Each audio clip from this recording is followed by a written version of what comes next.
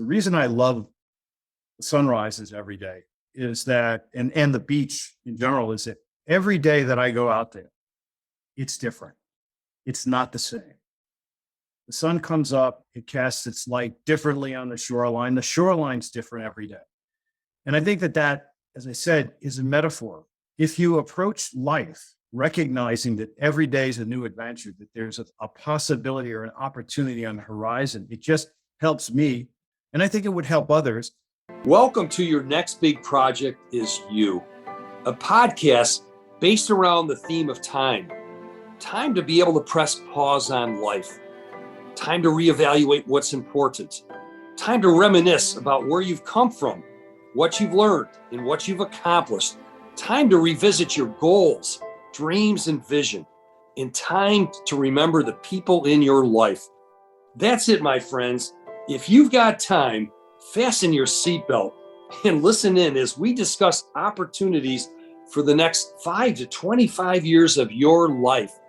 And remember, your next big project is you.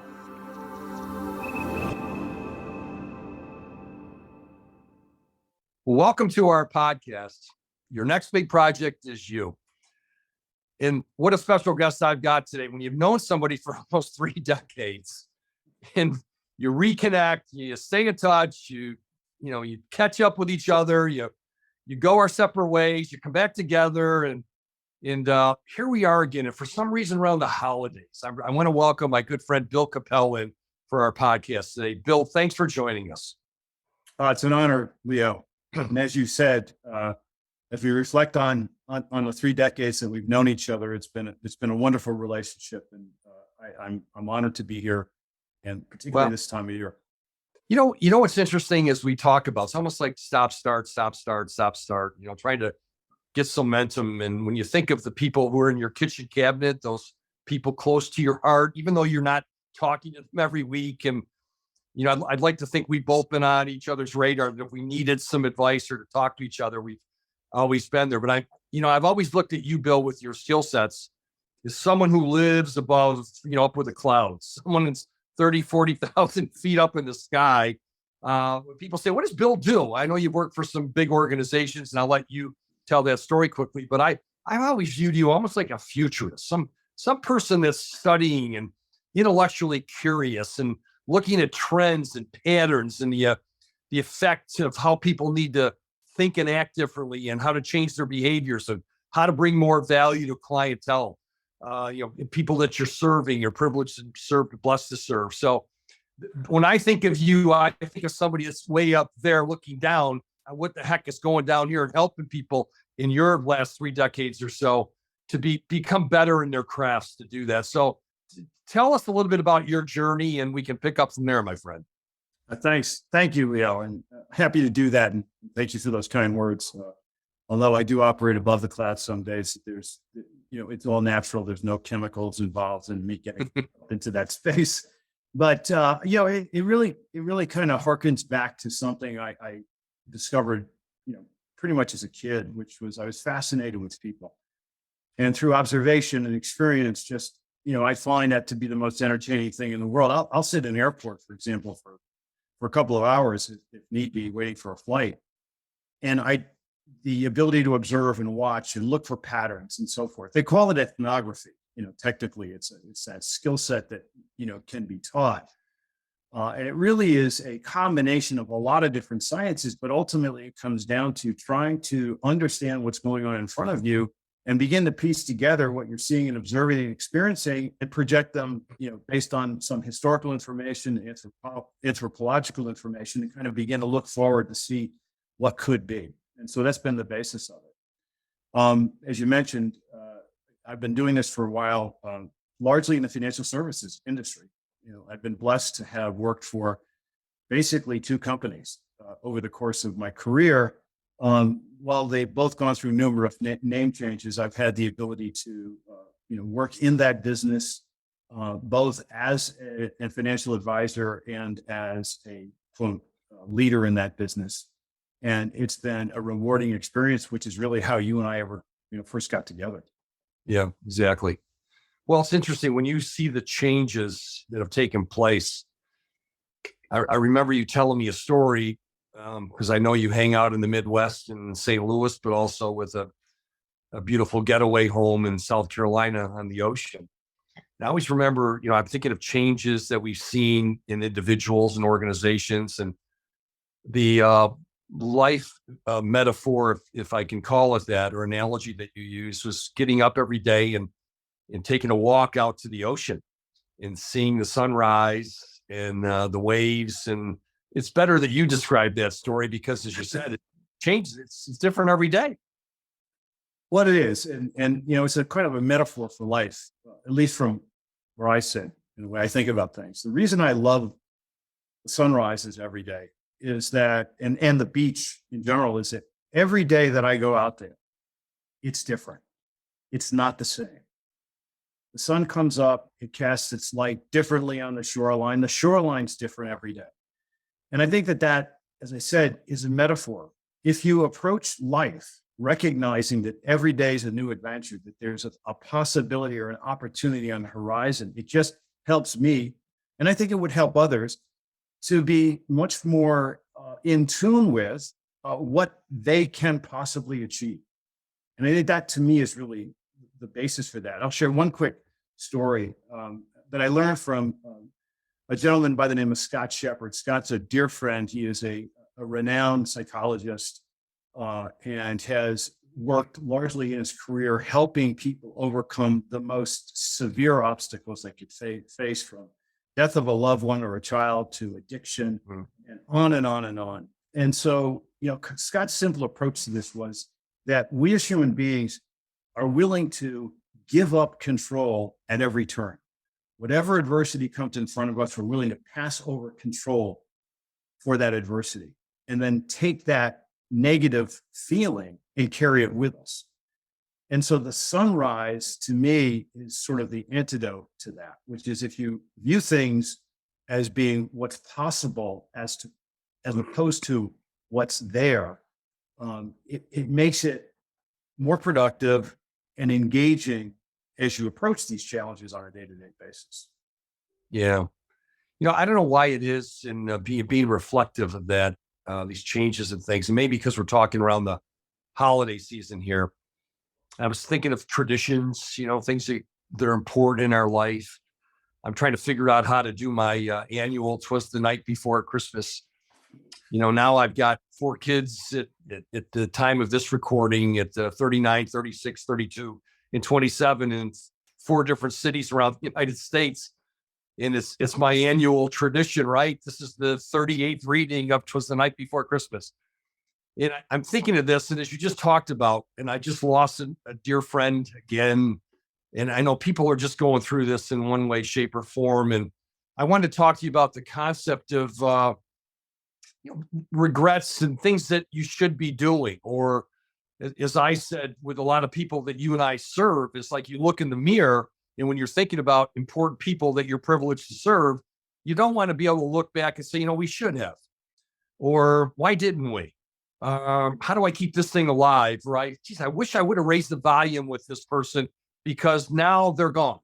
And now we're challenged to figure something out. So how are you consulting or advising, or in the wisdom and insight you've gathered over the years, talk to people about dealing with that type of change, and bringing it into their practices, Bill? I don't care whether you're a wealth advisor or someone outside of the industry, it doesn't matter. Where there's no regrets and people are dealing with things that are changing, and you don't want to put your head on the pillow at night and say, I wish we would have. Oh, yeah, that's really that's the challenge we face today. And you nailed it. It's kind of, your own situation, right? Here you are, 38 years of reading The Night Before Christmas, which has been a tradition in your family. You and Ann wake up this Christmas and nobody's home. Right? I'm home alone, buddy. Right. And it's like a surprise. Like, it's the movie. How did that happen? And I think that, when I work with folks, particularly advisors in our business today, and we think about that question that you uttered, which is, you never want to hear someone say, I only wish I had. Yeah. It's that sense of regret. And To me, it is, I have no regrets. And the reason I say that is, are there things I would have liked to have done differently? Certainly, but hindsight's 2020. The real question is, how do you take that learning and project it forward and recognize it? It's kind of like the phenomenon. Everyone was surprised when 10,000, boomers were retiring, turning 65 and retiring, like out of nowhere.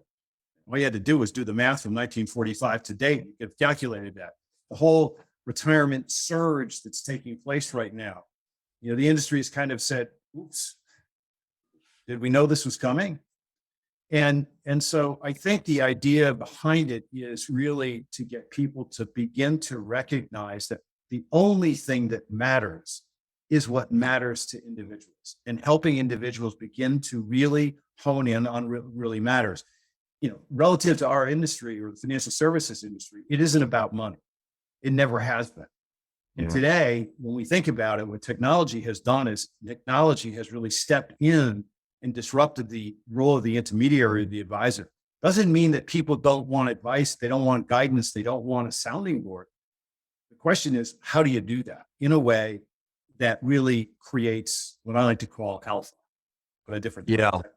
Well, let's get to how people can add alpha to someone's life. Let's first define alpha from your perspective. All right. Well, so alpha is a term that we use in financial services, and alpha tells an investor, for example, that the performance relative to, say, a benchmark, after adjusting it for the appropriate risk, it measures that, and the alpha represents performance above that benchmark relative to the anticipated risk involved. Right. So, simple concept. When I think about alpha in terms of a relationship, it's where we begin to bring in the value of your emotional intelligence. Creating alpha is really, from an emotional intelligence standpoint, is really helping people define what matters most in life. As an advisor, our job, I believe, is really focusing on that and beginning to understand what that means. And where the alpha comes into play is you redefine the relationship between the advisor and the client. And that client walks away feeling like, wow, I have not experienced this kind of relationship. Remember, I didn't say investment, advice, or service, because the competency levels continue to go up. The credentialing continues to get richer.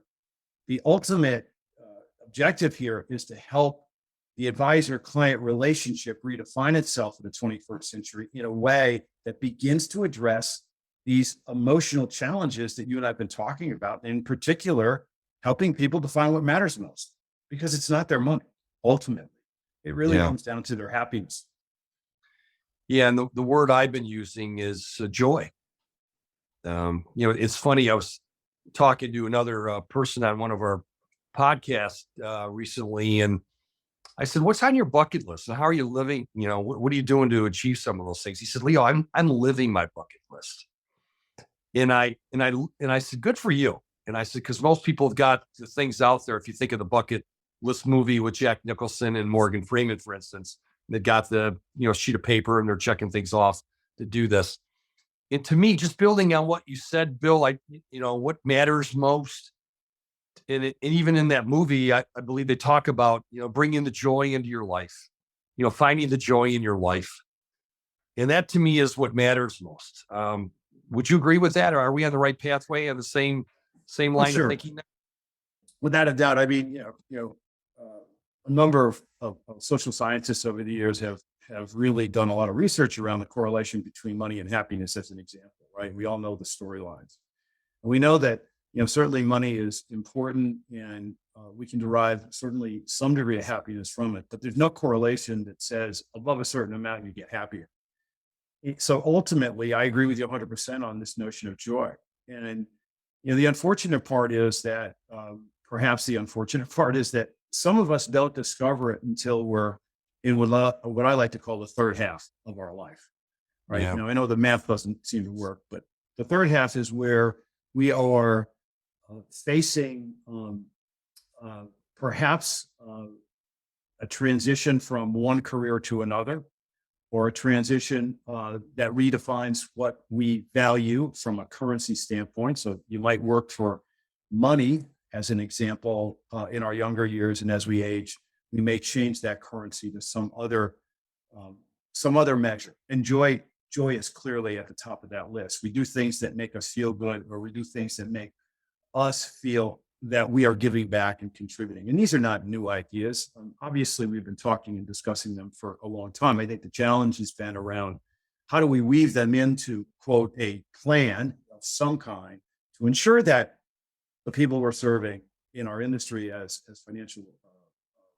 representatives, financial advisors, are actually helping people achieve that.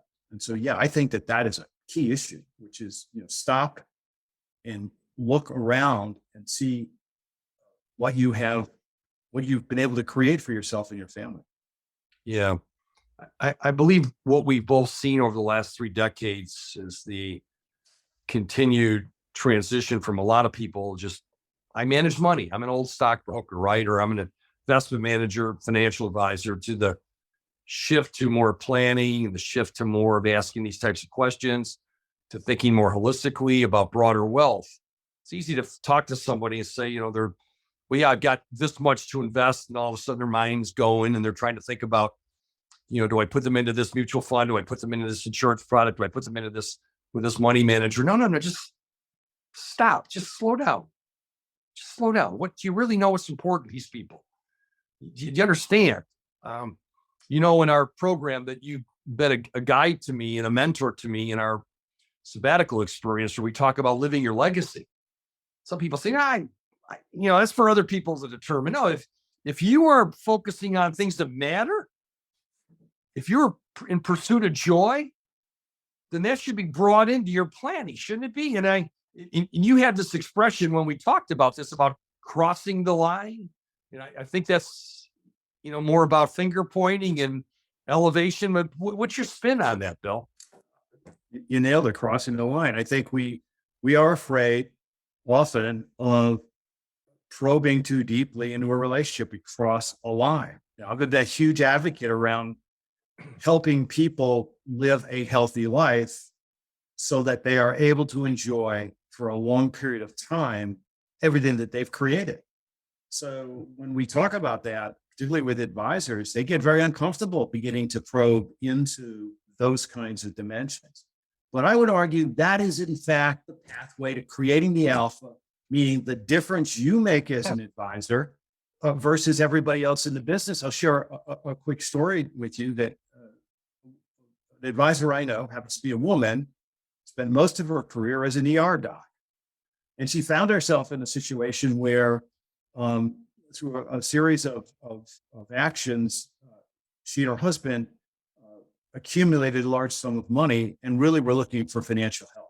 And so they did what a lot of folks do. They interviewed a half dozen or so advisors from different areas and walks of life. And she concluded that no one got it. No one understood them.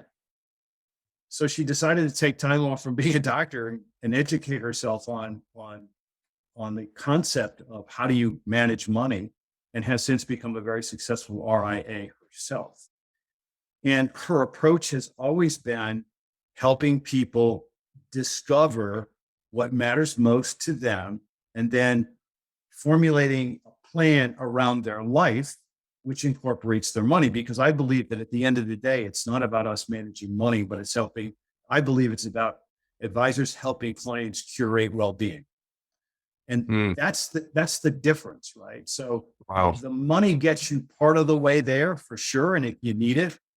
But I know very, very happy families in a smaller home, a 15 or 2,000 square foot home, that enjoy life and have a very loving relationship and are very connected to their community. And then I see people in 25,000 square foot homes with more money than many third world countries that are miserable and unhappy and have not achieved that sense of joy or peace that they're looking for. And I'm not trying to wax poetically here or philosophically or religiously or anything like that. I think it's just common sense. Why would you do something that doesn't make you ultimately give you some sense of joy? I mean, Bill, why are people so uncomfortable? the advisors talking to their clients?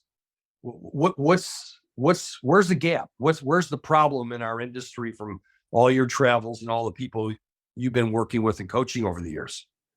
Well, I would say it, I would characterize it this way. I think, as opposed to the challenge, I think the opportunity is that the way in which we do things hasn't evolved rapidly enough and in line with the changes that we are experiencing as human beings. Just in the last 20 years, just from the time that Steve Jobs introduced the iPhone, look at the amount of change we as human beings have had to consume. Our life has become digitized almost in all aspects of it. And therefore, time has been redefined. We live in a 24/7 environment, right? We can have access to anything we want all hours of the day with a few clicks on your iPhone. So everything about our life has changed dramatically. And what I would say is that, the financial service industry isn't alone, okay? When you think about it, that these kinds of changes, it takes time for industries to adjust, and it takes time for practitioners to begin to evolve and change the way they do things. And so this business has largely been around investment management, and the industry has done a great service, and that's still a core competency, and it's still something people will need. But I think what people need today is more help, advice, and guidance around the unknowns and the uncertainties, because the uncertainties that we experience today, I would argue, are much more significant than they were just 2 decades ago. And they will be even more significant as we go into the future. So how do we prepare ourselves to make sound decisions in a world where you have very little time to think about it? I keep thinking of going into that client confessional. And you said to me once, you don't need to wear a collar, Leo, to help people today, or you don't need to light some incense. It's not that difficult, right? And that's why I'm getting behind this in the era of digitization. As we said, instant gratification with a remote control. I don't like this. Move to this station, do this, do that. A phone with unbelievable amount of apps on it that I can Google and get information. Siri, tell me this. Alexa, what's the weather looking like today? Or play this song for me from, the Beatles or whatever else like this. I mean, at our fingertips. But it feels like when we're trying to provide that alpha, we got to slow down in talking to people. We got to just say, put that aside right now. I got to open up the zipper on someone's chest and slow down and grab their heart, squeeze it. As I tell people, stop selling, slow down and squeeze that sucker. Because there's something within people, and it's more than just investment. There are things that matter within their heart, within their soul. And I believe that's what you're talking about in that way, in terms of what the better people I'm saying. There's the people that just focus on the money and they're making a lot of money themselves, but it just feels the ones who are really making a difference, that are being significant in driving significance with the families they're privileged to serve, are the ones, as you say, they're not leaving any footprints. I believe that's one of your expressions, isn't it? So Yes. am I on the right path here or what? I'm just tired of talking about this. No, you'll never get tired of talking about it, Leo, but you're absolutely on the right path. I don't know, about 8 or 9 years ago, when my kids were, younger, obviously, but let's say they were in that 6 or 7-year-old age bracket. And, my wife and I are trying to help them begin to formulate their own sense of self and their own sense of values, et cetera, et cetera. And so I just decided to jot down, half a dozen, what I would consider to be sort of key tenets to live by. Okay. And the last one I wrote down is leave no footprints. And the metaphor is simple. It is, if we approach things in a way that simply is, how do I achieve what's right for me? And at the same time, how do I maintain a balance and leave a, a positive outcome from whatever it is I'm doing? Then that's a good thing, right? And so leaving no footprints is sort of the picture I have in my mind of going through life and trying to be the best you can be, working hard every day to do that. And part of the formula for that's the success of that particular objective is, how can I also positively change one person's life at that same time? And I'm not talking about curing cancer. I'm just talking about courtesy, helping, being there. I mean, and I think our relationship is a good example of that. We talk to each other regularly, sometimes regularly, maybe 6 months apart, but nonetheless, we pick up a conversation. It's kind of like when we're kids playing baseball, right? We go out and we play baseball all day long. We keep score, but the game never ended. That's kind of like our relationship. The game keeps going on every day. We have good days and we have bad days. But to me, that's really the whole point here, is that a solid relationship between two people is a relationship that they go through life supporting each other. And I believe that's the way an advisor and their clients ought to be interacting. Yeah. See, I believe those folks listening today can visualize a footprint. And I don't know if that footprint metaphor comes from all your years of running, marathons, triathlons, the feet moving, people in front of you trying to catch the next person, that last burst of energy to move up a couple slots. I believe that's a cool thing to integrate into our discussion today, because that's part of your family legacy and a tradition of something you started that's really pretty unique by my standards. And I know that brings you joy.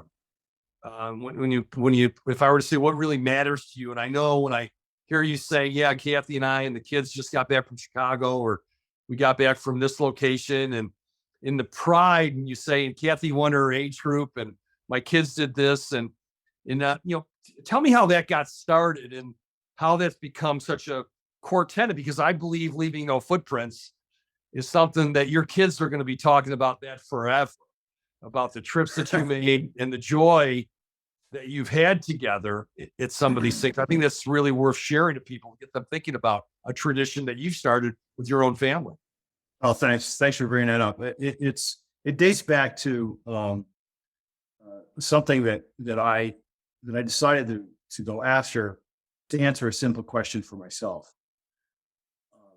If you think about it, we're born, but there's no owner's manual, right? So trying to figure out how to get yourself to operate at the most optimal level, whether it's your physical ability, your emotional ability, or mental ability. But how do you get there?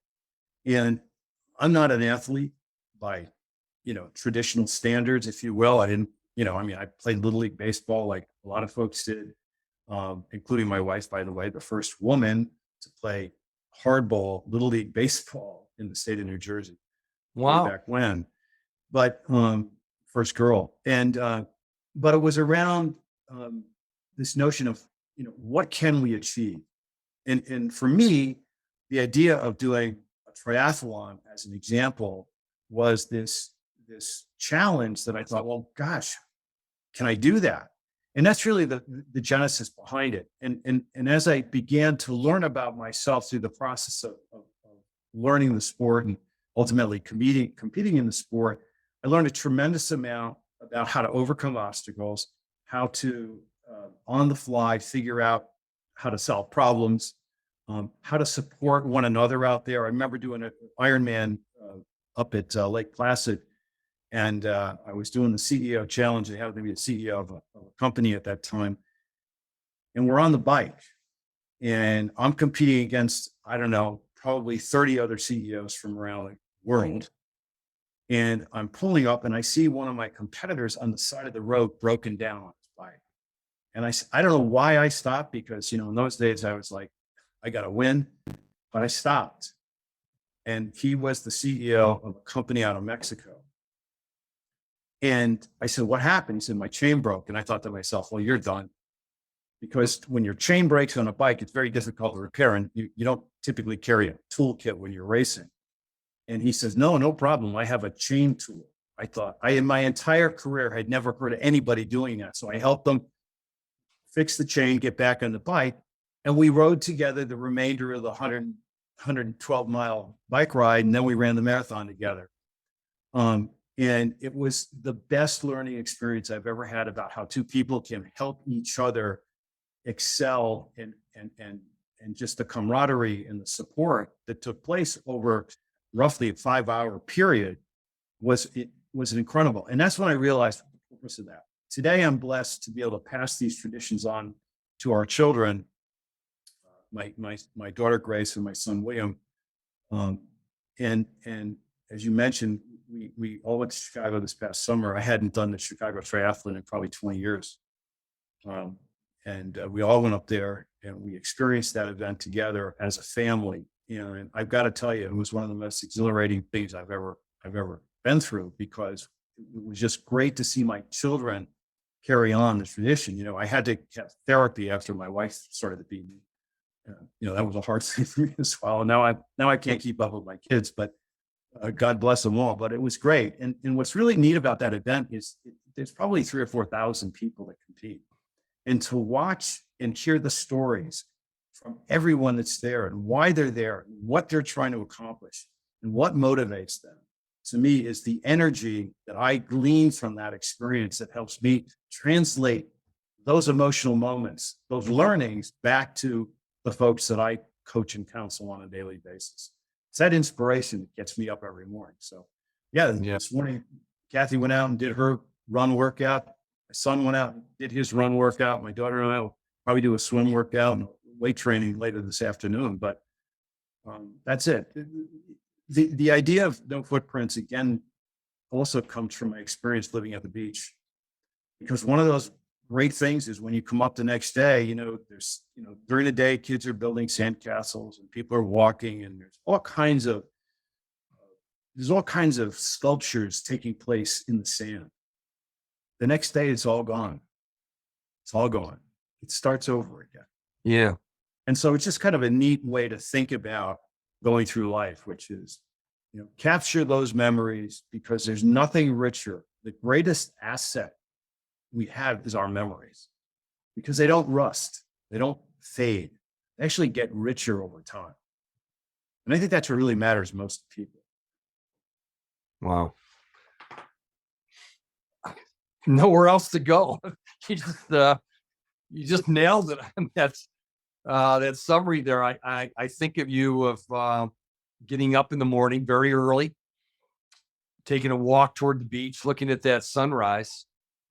I'm thinking of how you're reflecting with a smile, talking about being with Kathy and your kids and the running and just feeling the joy. And then I've been privileged, and for many people who've been in the audience listening to you, because there's a whole nother level of sharing what you just said there, where there's real joy, and there's a volume that you turn it up just naturally from your perspective on life and helping other people to go to a whole nother level of thinking to drive them to more success. And that's the gift you're bringing to all of us, Bill. So well, Leah, I appreciate that, but I want the listeners to recognize something that you've created here, which has been inspirational to me and many, many other folks. We're the same age. We've been down a very similar path. And you woke up one day and said, what's next? What's that next chapter going to be? And you came up with this concept of the sabbatical, which to me is an extraordinary recognition of a pivotal point in our lives where all of a sudden it becomes very apparent that there's more. And age is a number, has nothing to do with it. In fact, I'm only 7 years old, because I hit a certain age, and I won't say what that age is because I don't want the listeners to think of me as anything but a young guy. I reset my clock back to zero. And I did that because of that famous saying. It goes, I wish I knew then what I know now, right? I wish I knew then what I know now? Well, the answer is you do. So start living, start the clock over again. You're a kid. We're always going to be kids if we allow ourselves to be kids. The sabbatical really allows that to happen. It forces people, or I shouldn't say forces them, it gives them the opportunity to think and reflect of what's next. What's the next adventure going to be? And when I look around what's going on in the world, across every conceivable aspect, from the geopolitical perspective to the economic perspective, we're facing a turbulent political environment here in the U.S. that we're trying to navigate our way through. We've got clear economic challenges as headwinds. The uncertainty meter continues to go up every day. We have volatility in markets. You can paint a pretty grim picture. But I got to tell you, that's when we're at our best. As human beings, when we become energized and at our best is when those challenges are in front of us. So it's advisors helping clients navigate through that, because we will come out of this, and we'll come out of it smarter and stronger and more accomplished as long as we empower ourselves to do that. Yeah. I hope everybody listening can reset your clocks. Think back to people that you met 30 years ago, like when I met Bill, and how first interactions, whether it be prospects to clients, to friends, to thought partners, to literally brothers from other mothers. And as Bill said, there's a lot of things that have brought us together, both in terms of losing brothers as well, to do that. And I think there's a whole different sense of friendship that takes off in empathy and sensitivity and understanding. So Bill, thanks for helping us today to think differently about the sunrise, about resetting our clocks, about crossing the line, and especially about leaving no footprints. Many, many thanks, my friend. Thank you for joining us. Thank you, Leo, very much for your friendship. And to our listeners, I wish you all the happiest of holidays.